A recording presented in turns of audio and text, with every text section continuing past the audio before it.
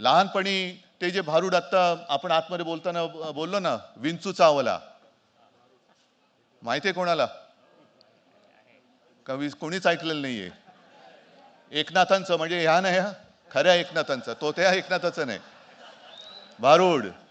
आणि ते शाहीर साबळे गायचे तेव्हा, विंचू चावला. आणि त्याच्यामध्ये ते शब्द आहेत काय, ते कामक्रोध विंचू चावला. म्हणजे काय की हा असा जो काही विंचू आहे, मग तो सत्तांध असेल, कोणी असेल, कोणत्याही गोष्टीची हाव वाटणं, लोभ असणं, त्यातून माणसामध्ये अहंकार येतो. आणि त्या अहंकाराने असा विंचू चावल्यासारखा वेडापिसा होतो की चुकीचे निर्णय घ्यायला लागतो.